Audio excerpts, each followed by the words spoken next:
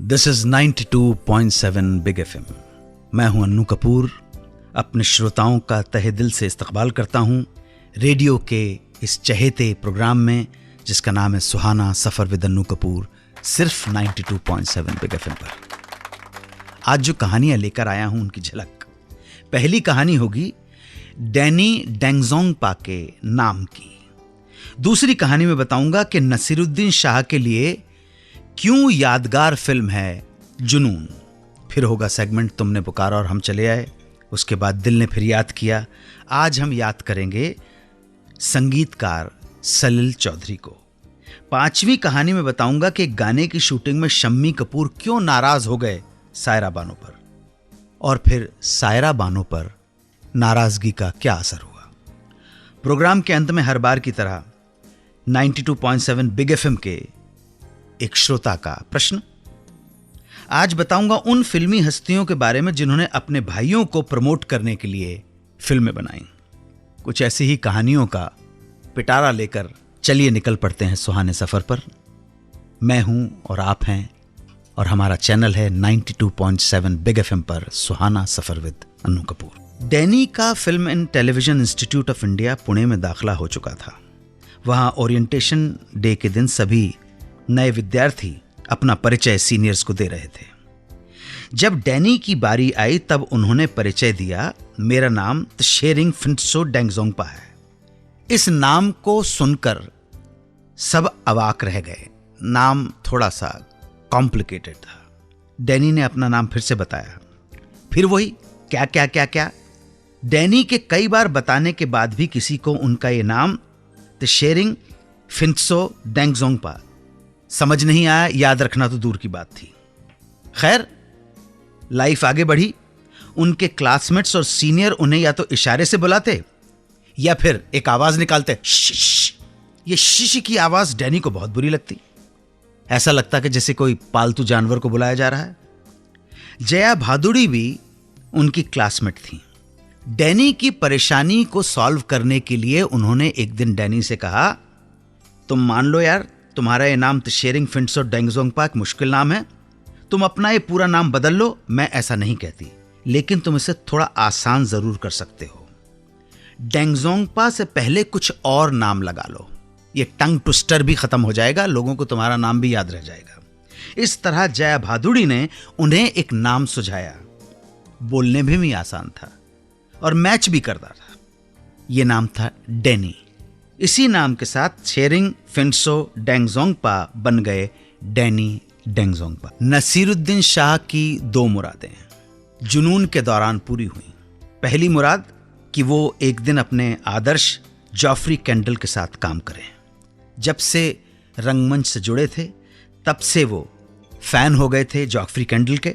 उनकी दिली तमन्ना थी कि कभी उनके साथ काम करने का मौका मिले, और ये मौका मिला उन्हें शशि कपूर की फिल्म जुनून से। फिल्म में जॉफ्री कैंडल एक पादरी का रोल कर रहे थे। नसीरुद्दीन शाह और जॉफ्री कैंडल के बीच केवल एक ही छोटा सा सीन था, जब नसीरुद्दीन शाह यानी फिल्म के सरफराज खान एक दंगे के बीच चर्च के पादरी का सर कलम करने जाते हैं। अब बात उनकी दूसरी मुराद की। पहली मुराद तो पूरी हो गई कि कुलभूषण खरबंदा के साथ रूम शेयर नहीं करना है। नसीर ने 2-3 फिल्मों में कुलभूषण खरबंदा के साथ काम किया था, और हर बार यही संयोग रहा कि रूम उन्हें कुलभूषण खरबंदा के साथ ही शेयर करना पड़ा। हर रात कमरे की बत्ती बंद होते ही कुलभूषण खरबंदा का जनरेटर यानी खर्राटे स्टार्ट हो जाते थे। पूरी रात चलते रहते और नसीरुद्दीन शाह के लिए रात काटनी मुश्किल हो जाती थी। इन 2-3 एक्सपीरियंसेस और न जाने कितनी रातों के तजुर्बे के बाद नसीरुद्दीन शाह यही दुआ मांगा करते थे कि कुलभूषण के साथ रूम कभी शेयर न करना पड़े। इसका जिक्र उन्होंने अपने एक इंटरव्यू में भी किया है। और जुनून फिल्म में नसीरुद्दीन शाह की ये दुआ भी कबूल हो गई, मुराद पूरी हुई, और उन्हें इस बार कुलभूषण के साथ रूम शेयर नहीं करना पड़ा। तो ये दोनों मुरादें पूरी हुई जुनून के दौरान। एंड वेलकम टू सेगमेंट तुमने पुकारा और हम चले आए। हेलो, आप अपना परिचय दें, आपका शुभ नाम। मेरा नाम संध्या नाथ है जी। मैं कोलकाता से बोल रही हूँ, दमदम से। कोलकाता दमदम से, वाह वाह, स्वागत है आपका। Thank you so much. मुझे यकीन नहीं हो रहा कि मैं आपसे बात कर रही हूँ। जी नहीं, बिल्कुल अब यकीन कर लीजिए संध्या जी, सौभाग्य हमारा है कि हम आपसे बात कर रहे हैं। अरे थैंक यू सो मच। और ये प्रोग्राम मुझे इतना पसंद है, बहुत पसंद है। मैं डेली सुनती हूँ, मैं एक एपिसोड नहीं मिस करती इसका। बहुत बहुत मेहरबानी, बहुत शुक्रिया। और आपके वजह से ये प्रोग्राम इतना हिट है। Thank you so much, thank you so much. Hit तो प्रोग्राम आपकी वजह से, आप जैसे श्रोताओं की वजह से जिन्होंने इतना मान दिया, सम्मान दिया। संध्या जी क्या करती हैं आप? पढ़ा रही हैं, बिजनेस कर रही हैं, हाउसवाइफ हैं? आप अपने बारे में बताइए। एक्चुअली मैं मैरिड हूँ और मैं अभी मतलब पढ़ाती भी हूँ बच्चों को। जी, ट्यूशंस करती हैं आप? हाँ जी। और घर पे ट्यूशन करती हैं कि जाती हैं ट्यूशंस पढ़ाने? नहीं, घर पे ट्यूशन करती हूँ। अच्छा। और मेरी अभी 6 महीने की एक बच्ची भी है। अच्छा, नाम क्या है बच्ची का? नाम क्या रखा आपने? नाम रखा है अनुष्का। अनुष्का, वाह, हाँ क्या बात है, क्या बात है। और शादी को के अभी 2 साल हो गए, 1 साल हुआ? नहीं, शादी को 5 साल हो गए। अच्छा अच्छा। और हस्बैंड क्या करते हैं संध्या जी? हस्बैंड मेरे लॉयर है। कहाँ पे, कोलकाता में? हाँ जी। अच्छा, शुभ नाम क्या है? उनका नाम है अरिंदम। अरिंदम, वाह वाह वाह। हाँ जी। जी मैं एक सॉन्ग डेडिकेट करना चाहती हूँ जी। फिल्म अभिमान से है, अब तो है तुमसे। अरे वाह वाह वाह। अभिमान डायरेक्ट की थी ऋषिकेश मुखर्जी ने, और ये हाँ। गीत लिखा मजरूह सुल्तानपुरी ने और संगीतबद्ध किया सचिन देव बर्मन ने। बहुत खूबसूरत हाँ। रचना है। तो 92.7 बिग एफएम के सभी श्रोताओं को मैं ये बताना चाहता हूँ कि ये सेगमेंट तुमने पुकारा और हम चले आए में कोलकाता दमदम की श्रीमती संध्या नाथ ने अपने पतिदेव श्री अरिंदम नाथ के लिए अभिमान पिक्चर का ये गीत समर्पित किया है। अब तो है तुमसे हर खुशी अपनी। संध्या जी, आप और अरिंदम जी सदैव सुखी रहें, खुश रहें, आबाद रहें, ये जुगल जोड़ा सलामत रहे, स्वस्थ रहे, और हमारी तरफ से बच्ची को भी, अनुष्का को भी ढेर सारे आशीर्वाद। Thank you so much Anu ji. Thank you Sandhya. बात याद सलिल चौधरी की। सलिल चौधरी का जन्म 19 नवंबर 1923 को बंगाल के 24 परगना जिले के गाजीपुर गांव में हुआ था। आपके पिता डॉक्टर थे जिनकी पोस्टिंग असम में थी, जिसके कारण सलिल चौधरी का जन्म असम के चाय बागानों में बीता। उनके पिता के पास वेस्टर्न क्लासिकल म्यूजिक का एक बहुत बढ़िया कलेक्शन हुआ करता था। इसी वजह से सलिल चौधरी बचपन से ही वेस्टर्न क्लासिकल म्यूजिक के संपर्क में आए। कलकत्ता के बंगाबासी कॉलेज से ग्रेजुएशन किया और यहीं से देश सेवा और समाज सेवा की तरफ झुकाव हो गया। भारत छोड़ो आंदोलन में कूद पड़े। पढ़ाई पूरी करने के बाद भारतीय कम्युनिस्ट पार्टी से जुड़ गए और किसान आंदोलन में सक्रिय हो गए। बाद में सलिल चौधरी ने इप्टा ज्वाइन कर ली। यहां सांस्कृतिक कार्यक्रमों का उद्देश्य होता था लोगों को जगाना, अंग्रेजी सरकार द्वारा हो रही अत्याचारों के खिलाफ जनता में राजनीतिक जागरूकता पैदा करना। यहीं वो नाटक लिखते थे, गीत रचते थे, संगीत तैयार करते थे। जल्दी सलिल चौधरी इस प्रतिभा के कारण लोकप्रिय हो गए और यही लोकप्रियता उन्हें अंग्रेजी सरकार की नज़रों में भी ले आई, जिसकी वजह से उन्हें 4 साल तक अंडरग्राउंड रहना पड़ा। ये समय उन्होंने शहर से दूर एक गांव में छुपकर बिताया। इन्हीं दिनों सलिल चौधरी ने एक कहानी लिखी थी जिसका नाम था रिक्शा वाला, जिस पर कुछ वर्षों बाद बंगला में एक फिल्म बनी, बेहतरीन सुपर डुपर हिट फिल्म।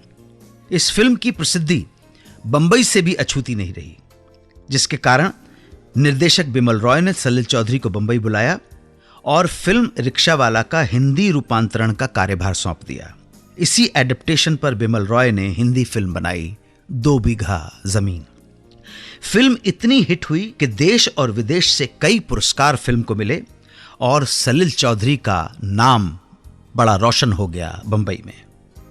गौरतलब बात यह है कि 2 बीघा जमीन का संगीत भी सलिल चौधरी ने दिया था। अगले कुछ वर्षों में सलिल चौधरी ने जिन फिल्मों में संगीत दिया उनके नाम बिराज बहू, परख, नौकरी, कानून, काबुलीवाला, अनोखी रात, सारा आकाश, मेरे अपने, आवाज, जागते रहो, मुसाफिर, छाया, आनंद, रजनीगंधा, छोटी सी बात इत्यादि। 1958 में फिल्म मधुमती के संगीत के लिए उन्हें बेस्ट म्यूजिक डायरेक्टर का फिल्म फेयर अवार्ड भी प्रदान किया गया। बंगला और हिंदी फिल्मों के अलावा सलिल चौधरी ने 25 मलयाली फिल्मों का संगीत निर्देशन भी किया, जिसकी वजह से सलिल चौधरी का संगीत और सलिल चौधरी का नाम केरला के घर घर में माना और जाना जाने लगा, जिसकी वजह से सलिल चौधरी का नाम केरला के घर घर में पहुंच गया। सलिल चौधरी के जीवन में 2 पत्नियों का साथ रहा। पहली ज्योति चौधरी, जो मुंबई की रहने वाली थी। कुछ वर्षों बाद उन्होंने दूसरा विवाह किया सविता चौधरी के साथ, जो एक गायिका थी। सविता और सलिल चौधरी की सुपुत्री अंतरा चौधरी एक बेहतरीन गायिका हैं। 5 सितंबर 1995 को 71 वर्ष की उम्र में दादा सलिल चौधरी का निधन हो गया। वो चले गए, लेकिन छोड़ गए अनमोल नगमे, उत्तम कोटि का संगीत। आइए सलिल चौधरी को याद करते हुए मैं सुनवाने जा रहा हूं एक गीत, वो गीत जो हमारे कार्यक्रम का टाइटल भी है। जब जब आप ये कार्यक्रम सुनेंगे तब तक सलिल चौधरी को याद करते रहेंगे। कश्मीर के शालीमार गार्डन में जंगली के गाने की शूटिंग हो रही थी। गाना था कश्मीर की कली हूं मैं, मुझसे न रूठो बाबूजी, मुरझा गई तो फिर न खिलूंगी, कभी नहीं कभी नहीं कभी नहीं। इस गाने में सायरा बानो शम्मी कपूर को छेड़ रही हैं। गाने में एक अंतरा है, प्यार पे गुस्सा करते हो, तेरा गुस्सा हमको प्यारा है, यही अदा तो कातिल है जिसने हमको मारा है। इस अंतरे में सायरा बानो को एक पर्टिकुलर बीट पर मुड़ना था और आगे का मूवमेंट करते हुए बाकी का अंतरा परफॉर्म करना था। ये मूवमेंट बार बार रॉन्ग हो रहा था। कभी मूवमेंट सही होता तो लिपसिंग गलत हो जाती, और कभी मूवमेंट ठीक हो जाता तो लिपसिंग नहीं हो पाती, और जब लिपसिंग सही हो जाती तो मूवमेंट गलत हो जाता। जब कई रीटेक्स हो गए और काम नहीं बना, तब शम्मी कपूर ने बहुत जोर से सायरा बानो को डांट दिया। चिल्लाकर बोले, काम करना है तो सही तरीके से करो, वरना छोड़ दो। सायरा बानो को ऐसा लगा जैसे उनके पैरों तले जमीन निकल गई हो। यह उनकी पहली फिल्म थी, और पहली फिल्म में शम्मी कपूर जैसे स्टार से डांट खानी पड़ेगी, ऐसा उन्होंने सपने में भी नहीं सोचा था।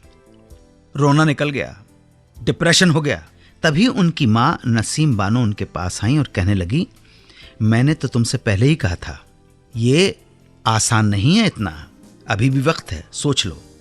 सायरा बानो के लिए बात इज्जत की हो गई, क्योंकि सायरा बानो बचपन से ही एक एक्ट्रेस बनना चाहती थी।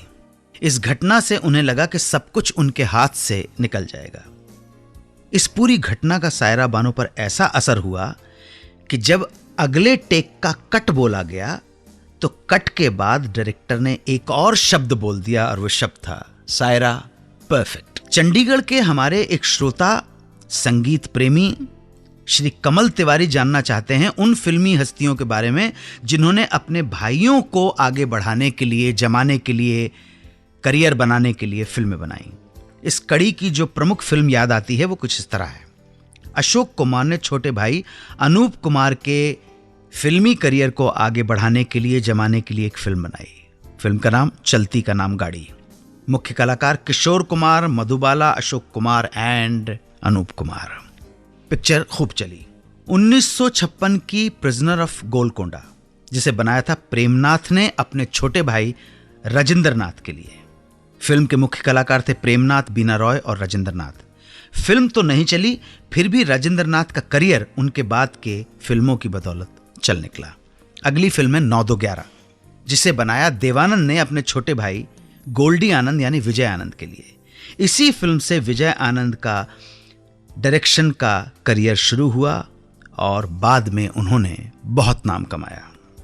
धूल का फूल, इस फिल्म को बी.आर. चोपड़ा ने अपने छोटे भाई यश चोपड़ा के लिए बनाया था। गंगा जमुना, दिलीप कुमार ने अपने छोटे भाई नासिर खान के लिए फिल्म बनाई थी।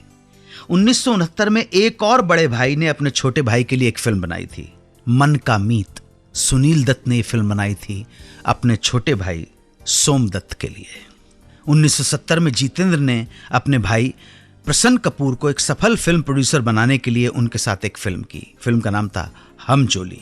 महमूद ने भी अपने भाई अनवर अली को जमाने के लिए फिल्म बनाई, बॉम्बे टू गोवा। इस फिल्म से अनवर अली का तो कोई फायदा नहीं हुआ, लेकिन अमिताभ बच्चन न सिर्फ बॉम्बे टू गोवा बल्कि बॉम्बे से निकलकर उनकी ख्याति पूरी दुनिया में फैल गई। बोनी कपूर ने भी अपने छोटे भाई संजय कपूर के लिए प्रेम और सिर्फ तुम बनाई। ऐसी और भी कई फिल्मी हस्तियां हैं जिन्होंने समय समय पर अपने भाइयों को जमाने के लिए, बनाने के लिए उनकी मदद की फिल्में बनाई। आज के लिए इतना ही, समय हो चला है। आप सब पहुंच गए होंगे अपनी मंजिल पर। कल फिर हाजिर होता हूं। तब तक के लिए जय हिंद, वंदे मातरम।